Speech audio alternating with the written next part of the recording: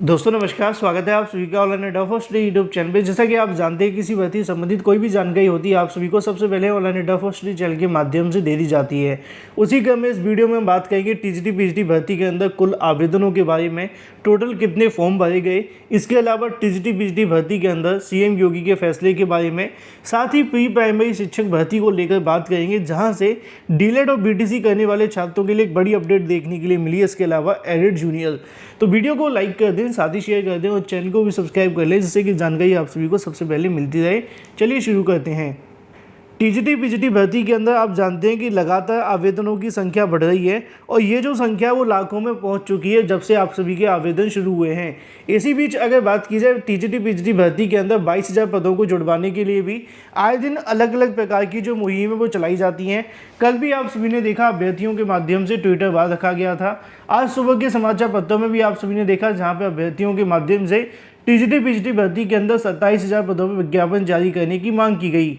उसी को लेकर कल की तारीख में अभ्यर्थियों के माध्यम से सीएम योगी को पत्र भी लिखे गए, ऑनलाइन सोशल मीडिया के माध्यम से मुहिम भी चलाई गई। जैसा कि यहाँ से देखने के लिए मिलेगा, सेवा में अगर बात की जाए मुख्यमंत्री जी उत्तर प्रदेश सरकार की तरफ से अगर बात की जाए तो उन्होंने जानकारी दी थी 27,000 पदों के बारे में। आपसे अनुरोध है कि माननीय सर्वोच्च न्यायालय के आदेश के अनुपालन में तदर्थवाद को समाप्त करते हुए सभी तदर्थ शिक्षकों के पदों को खाली मानते हुए सभी पदों के अध्याचन माध्यमिक शिक्षा सेवा चयन बोर्ड को भिजवा दिए जाएं जिससे कि 2022 के विज्ञापन में शामिल हो सकें।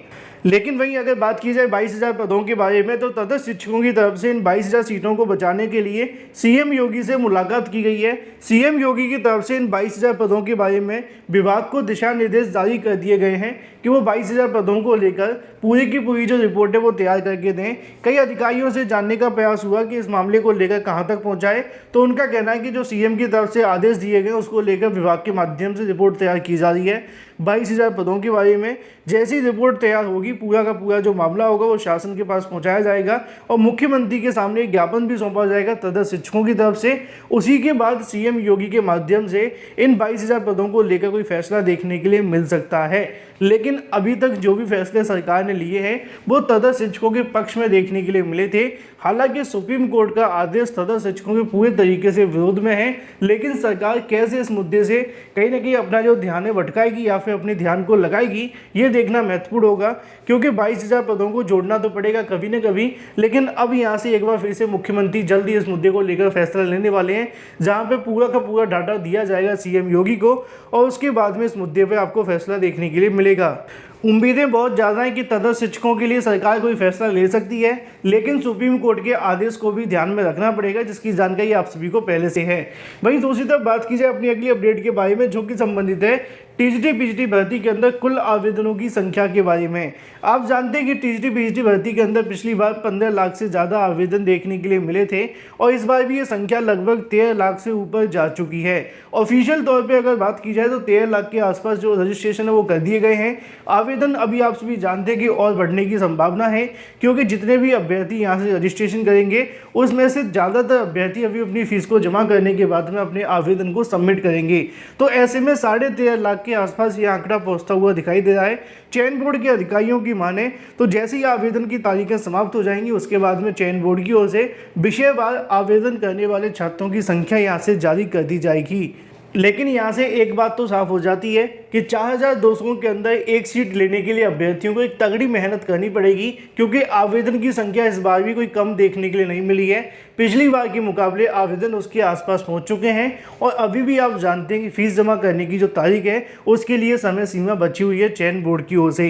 लेकिन वही दूसरी तरफ बात की जाए अपनी अगली अपडेट के बारे में जो कि संबंधित है प्री प्राइमरी नई शिक्षक भर्ती के अंदर। प्री प्राइमरी शिक्षक भर्ती के अंदर बीटीसी और डीएलएड करने वाले अभ्यर्थियों को प्राथमिकता या वरीयता दी जाएगी। प्राथमिकता वरीयता क्या होती है, मान लीजिए कि 4 अभ्यर्थी खड़े हुए हैं, एक ने बीएड कर रखा है, एक ने बीटीसी कर रखा है, एक ने यहाँ से डीएलएड कर रखा है। तो यहाँ पे अगर बीटीसी डीएलएड वालों को वरीयता दी जाएगी तो जो बीएड वाले होंगे उनको साइड से रख दिया जाएगा। ये सिर्फ एक एग्जाम्पल है, दिल पे मत लीजिएगा, ठीक है। यहाँ पे हम बात करें प्री प्राइमरी नई शिक्षक भर्ती को लेकर। यहाँ पे मामला ये है कि आगामी समय के अंदर सभी राज्यों के अंदर प्री प्राइमरी शिक्षक भर्तियां आपको देखने के लिए मिला करेंगी। ये प्री प्राइमरी क्या होता है आप समझ चुके होंगे नाम से ही, लेकिन अभी आप जानते हैं कि बहुत सारे राज्यों के अंदर प्री प्राइमरी कक्षाएं देखने के लिए नहीं मिलती हैं। लेकिन नई शिक्षा नीति के अनुसार प्री प्राइमरी कक्षाओं को संचालित होना अनिवार्य है सभी जिलों के लिए, सभी राज्यों के लिए। धीरे धीरे करके सभी राज्यों की तरफ से इस मॉडल को अपनाया जा रहा है। लेकिन अगर प्री प्राइमरी शिक्षकों की यहाँ पे कहीं की जो कक्षा है वो संचालित की जाएंगी तो उनके लिए शिक्षकों की भी आवश्यकता होगी। अब जब शिक्षकों की आवश्यकता होगी तो उसमें शिक्षक भर्ती किसकी होगी, इसके बारे में भी आपको बता दूं कि एनसीटीई की ओर से प्री प्राइमरी शिक्षक बनने के लिए कोर्स करवाया जाता है जिसका स्पेशल नाम है एनटीटी। ठीक है, एनटीटी गूगल करिए, आपको पूरी जानकारी मिल जाएगी इसके बारे में। ये जो एनटीटी करने वाले शिक्षक होते हैं वो प्री प्राइमरी में शिक्षक बनने के लिए एलिजिबल होते हैं। लेकिन अभी आप जानते हैं कि एनटीटी इतना प्रचलित नहीं है और बहुत कम अभ्यर्थी एनटीटी करते भी हैं क्योंकि ज़्यादा भर्तियाँ निकलती नहीं हैं। तो एनसीटीई की माने तो सिर्फ एनटीटी करने वाले अभ्यर्थी प्राथमिक मतलब प्री प्राइमरी शिक्षक भर्ती के अंदर पढ़ा सकते हैं, जैसे कि पहले प्राथमिक में सिर्फ डीएलएड वाले अभ्यर्थी या फिर बीएड वाले अभ्यर्थी पढ़ा। लेकिन अब बात कर ली जाए नई एनटीटी भर्ती के बारे में। एनटीटी का मतलब मैंने आप सभी को बता दिया, जैसे कि प्राइमरी के अंदर डीएलएड होते हैं ऐसी प्री प्राइमरी के अंदर एनटीटी नाम से कोर्स प्रचलित है। उसी के बारे में यहाँ जानकारी लिखी है कि एनटीटी भर्ती के अंदर आंगनवाड़ी और जेबीटी को प्राथमिकता दी जाएगी। जेबीटी का मतलब जानते होंगे, बीटीसी का नाम जेबीटी हो जाता है अगर आप हरियाणा में चले जाते हैं या फिर शिमला में चले जाते हैं, और अगर आप पंजाब में चले जाते हैं तो वहाँ पे इसको ईटीटी के नाम से जाना जाता है। अगर आप राजस्थान के अंदर जाते हैं तो वहाँ पे बीएसटीसी बन जाता है। नाम अनेक काम एक, और वो आप सभी जानते हैं बीटीसी। ठीक है, उसी को लेकर नीचे आप सभी के सामने जानकारी देखने के लिए मिलेगी कि एनटीटी मान्यता प्राप्त संस्थानों को लेकर भारत सरकार की आई रिपोर्ट के बाद से अब प्रदेश सरकार इस भर्ती में आंगनवाड़ी व जेबीटी को प्राथमिकता देने जा रही है। इसको लेकर सरकार ने विभाग को प्रस्ताव बनाकर तैयार करने को कहा है। हालांकि इसमें एनटीटी को शामिल करना है या नहीं, इसके संबंध में भारत सरकार को पत्र लिखा गया है। इस बीच शिक्षा विभाग में जिलों के आदेश जारी करते हुए ऐसे एनटीटी आवेदनकर्ता की जानकारी मांगी है जिन्होंने एनसीटीई के मान्यता प्राप्त शिक्षण संस्थानों से डिप्लोमा लिया हो। नीचे लिखा हुआ है कि बताया जा रहा है विधानसभा चुनाव से पहले सरकार प्रदेश में एनटीटी भर्ती प्रक्रिया पूरा करेगी। प्रदेश की अगर बात की सरकारी स्कूलों में नर्सरी पूरी करेगी। ऐसे में अगर बात की नर्सरी और केजी की कक्षाओं के लिए बच्चों को पढ़ाने के लिए 4000 से ज़्यादा शिक्षकों की जो भर्ती है वो होनी है। और इस शिक्षक भर्ती के लिए जो आवेदन करने वाले अभ्यर्थी होंगे वो एनटीटी वाले करेंगे। लेकिन एनटीटी जो भी अभ्यर्थी करेंगे वो एनसीटीई मान्यता प्राप्त संस्थानों के माध्यम से होगा, तभी वो इस भर्ती में आवेदन कर सकेंगे। और अगर नहीं होते हैं तो ऐसे में जेबीटी और इसके अलावा आंगनवाड़ी जो होंगे उनको इस भर्ती में बैठने में प्राथमिकता दी जाएगी। आने वाले भविष्य के अंदर जैसे जैसे एनटीटी करने वाले छात्रों की संख्या बढ़ेगी फिर वैसे वैसे यहाँ से किसी को प्राथमिकता नहीं मिलेगी, लेकिन वर्तमान में मिलेगी जो कि शिमला के अंदर होगी। वहीं दूसरी तरफ बात की जाए अपनी अगली अपडेट के बारे में जो कि संबंधित है एडेड जूनियर भर्ती को लेकर। एडेड जूनियर शिक्षक भर्ती को लेकर दोबारा से परिणाम जारी करने की तैयारी पीएनबी के माध्यम से कर ली गई है।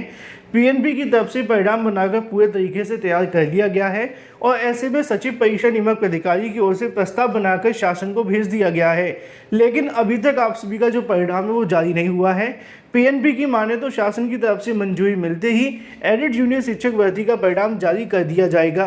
लेकिन फिर भी आपको लगता है कि एडेड जूनियर शिक्षक भर्ती का परिणाम इतनी जल्दी जारी नहीं होगा, तो आप सभी के लिए आवश्यक ये है कि एडेड जूनियर शिक्षक भर्ती को पूरा करने के लिए 46,000 से ज़्यादा भविष्य को लेकर यहाँ से जो अभ्यर्थियों का लड़का हुआ है उन सभी की तरफ से एक मांग की गई है कि वो इस मुद्दे को लेकर महाधरना प्रदर्शन करेंगे, जो कि 12 जुलाई 2022 दिन मंगलवार को देखने के लिए मिलेगा, मतलब कि कल। स्थान की अगर बात की जाए तो परीक्षा नियामक अधिकारी जूनियर एडेड भर्ती का जो परिणाम है वो जारी करो। सभी से निवेदन है कि अधिक से अधिक संख्या के अंदर पीएनबी प्रयागराज पहुंचे, जिससे कि एडेड जूनियर शिक्षक भर्ती को लेकर पीएनबी के ऊपर दबाव बनाया जाए और तय समय के अंदर परिणाम जारी करके इसकी जो मेरिट लिस्ट है वो जारी हो सके। वीडियो को लाइक कर दें, साथ ही शेयर कर दें और चैनल को सब्सक्राइब कर लें।